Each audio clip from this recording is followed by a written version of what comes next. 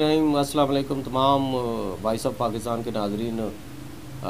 मैं आज आपसे बड़ी अहम गुफ्तगू करने जा रहा हूँ कि ये रियासत मदीना के दावे करने वाले, तब्दीली का नाम लेने वाले जो हुक्मरान हैं, आज उनसे कोई 3-4 सवाल पेश करना चाहता हूँ कि क्या आपने ये जो हुक्मरानी का ताज अपने सर पे सजाया है, वो किन नारों पे सजाया है, किन वादों पे सजाया है? आपके जो नारे और वादे थे वो तब्दीली के थे, आपके नारे और वादे रियासत मदीना के लिए थे।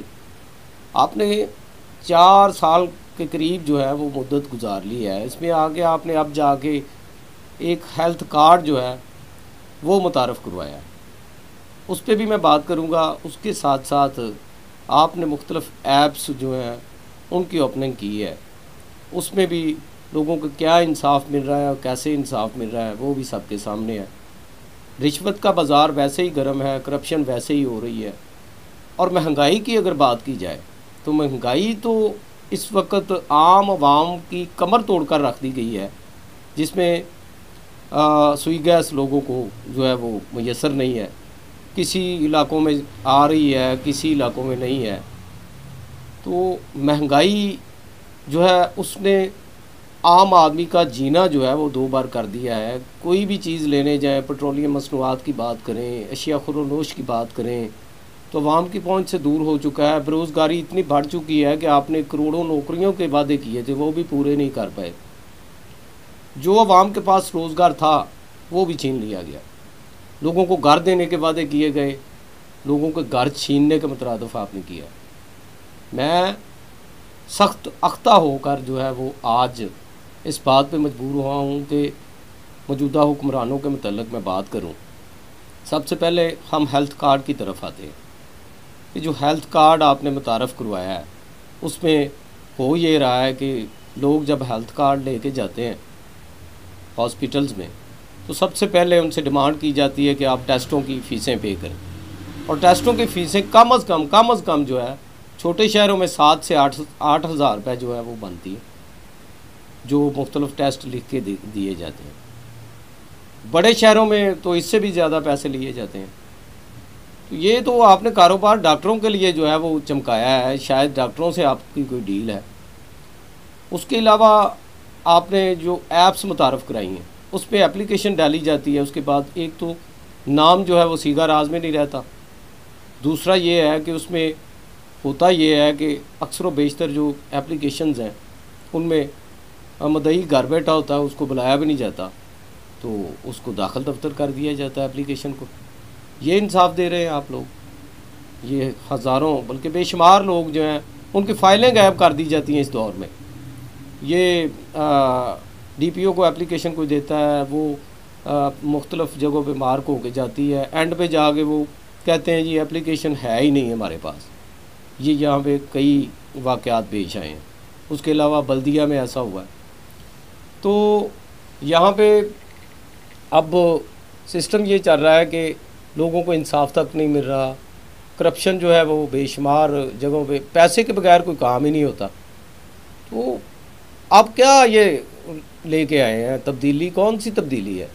कुछ भी नहीं। लोगों की सड़कें टूटी हुई हैं, गलियां टूटी हुई हैं, लोगों के घरों में पानी दाखिल हो जाता है, बच्चे डूब के मर रहे हैं, लोगों की छतें गिर रही हैं, कोई पूछने वाला नहीं है। बैतुल माल का सिस्टम आपने फ़ारग कर दिया, वहाँ पे किसी को कुछ नहीं मिलता, जहेज़ फ़ंड नहीं मिलता, माली इमदाद नहीं मिलती, लोगों को आटा तक मैसर नहीं है। अगर आटा किसी का ख़त्म हो जाए तो आपने कोई ऐसा इदारा बनाया है रियासत मदीना में कि बंदा जाके कहे कि मेरे घर में आटा नहीं है तो मुझे जो है वो आप आटा दें? तो क्या आपने कोई ऐसा सिस्टम मुतारफ़ करवाया है वो रियासत मदीना वाला? हज़रत उमर फ़ारूक ने तो कहा था रियासत मदीना में जो है वो अगर दजला के किनारे कुत्ता भी भूखा मर गया तो मुझे उसका हिसाब देना पड़ेगा। आप किस रियासत मदीना की बात करते हैं? इमरान खान साहब बस बेवकूफ़ बनाना बंद करें, अवाम से ऐसे खिलवाड़ ना करें। अवाम की कमर टूट चुकी है। अब इसके बाद जो है वो सकत ही नहीं रहेगी किसी में कि कोई आपको बर्दाश्त करे, आपकी हुक्मरानी को बर्दाश्त करे। आप छोड़ दें लोगों का ये जो है ना जीना हराम किया हुआ है आप लोगों ने। और आपकी सुपरविज़न में ये जो ब्यूरोक्रेसी है ये तो बिल्कुल ही काम करना नहीं चाहती। प्राइस कंट्रोल पे कोई काम नहीं करता, कोई मैनेजमेंट नहीं है, चीज़ें महंगी हो रही हैं।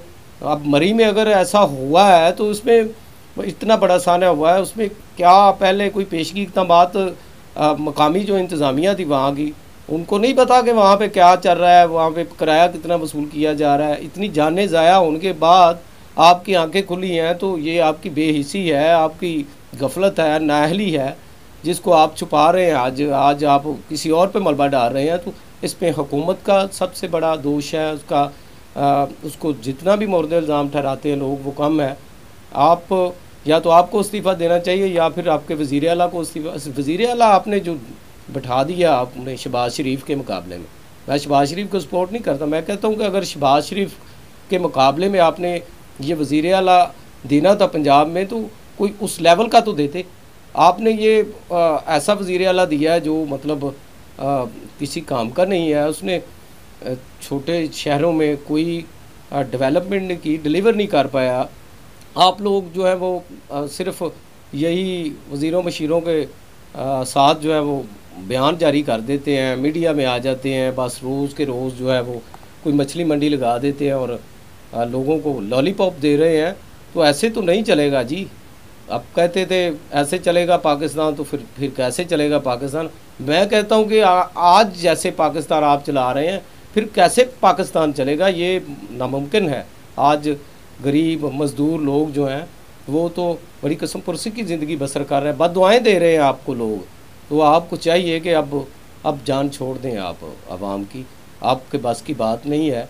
आपने तो अपनी ट्रेनिंग में मुल्क का बेड़ा गर्क कर दिया है। सरकारी अस्पतालों का बुरा हाल है। सरकार प्राइवेट जो अस्पताल हैं उनको प्रमोट किया जा रहा है, प्राइवेट स्कूल्स को प्रमोट किया जा रहा है। सरकारी स्कूल फारग हो गए हैं, बच्चों की तालीम हर्ज हो रही है, और आप नए सिलेबस की बात करते हैं, नई बातें करते हैं और सिर्फ बातें करते हैं। उसके अलावा अस्पतालों में ये हालात हैं कि कोई गरीब बंदा अगर चला जाए तो उसकी बात सुनने को कोई तैयार नहीं है, कोई सरप्राइज विजिट नहीं है। डॉक्टर यास्मीन राशिद साहबा ने आज तक क्या किया है? कुछ भी नहीं किया। कोई किसी अस्पताल में जाके उन्होंने कोई ऐसा नहीं काम किया कि जिसको सराहा जाए। उसके अलावा लोग जो हैं उनके घरों के अखराजात नहीं पूरे होते, बच्चे पालने के लिए लोग हैं परेशान हैं, जो वो जब उनके पास रोटी नहीं होती तो वो खुदकशियां करने पर मजबूर हुए पड़े हैं। कई ऐसे वाकयात कई शहरों में हुए हैं कि बच्चों की हालत देखकर जो है वालिदैन ने खुदकशी कर ली या बच्चों को मार दिया है। ये कई शहरों में वाकयात हो रहे हैं। उसके अलावा बेरोजगारी और महंगाई की वजह से तलाक की शरह भी जो है वो बढ़ चुकी है। इमरान खान साहब, आपको क्या पता है? आपके बच्चे अगर रोटी के बगैर बैठे हों तो आपको इस चीज़ का अंदाज़ा हो। आप आम जिंदगी बसर करते हो पहाड़ों से नीचे उतरकर या प्राइम मिनिस्टर हाउस से बाहर निकल के, तो आपको पता हो कि लोग कैसे जी रहे हैं। या आप गली मोहल्लों में जाके विजिट करें तो आपको पता चले कि लोग अपनी ज़िंदगियां कैसे गुजार रहे हैं और कैसे जी रहे हैं। क्राइम इस हद तक बढ़ चुका है कि शहर शहर में आम लोगों को, ताजरों को, वकला को, सहाफ़ियों को, किसी को भी माफ़ी नहीं दी जा रही। हर किसी को जो है वो कोई तहफ़्फ़ुज़ ही नहीं है। जो भी बंदा घर से बाहर निकलता है, अगर उसके पास पैसे हैं तो उसको जहाँ मर्ज़ी दिन हो या रात हो उसको यरगमाल बनाकर उसको गन पॉइंट पे लूट लिया जाता है। नकदी के साथ साथ वो सारा मोबाइल और सारा सामान ले जाते हैं, औरतों के ज़ेवरात उतर जाते हैं, और गन पॉइंट पे वारदातें जो हैं वो नॉन स्टॉप वारदातों का मामूल बना हुआ है। कोई किसी को पूछने वाला नहीं। वारदात होती है, उसके बाद मुकदमा दर्ज करके पुलिस जो है वो सो जाती है, कोई किसी को पूछने वाला नहीं है। इससे पहले तो ऐसे कभी नहीं हुआ था। शहबाज शरीफ के दौर में तो ऐसा कभी नहीं था, क्राइम पे कंट्रोल था। आपने तो इस वज़ीर आला को कभी ये भी नहीं पूछा कि आपके सूबे में क्राइम कितना बढ़ चुका है और आप क्या कर रहे हैं। लोग जो हैं वो उनको डाकू जो है लूटते हैं, साथ साथ गोलियां मार के जो है वो हलाक कर दिया जाता है, उनको ज़ख्मी कर दिया जाता है, लेकिन कोई पूछने वाला नहीं है। दिया है, मैं बतौर सहाफ़ी ये बात कर रहा हूँ।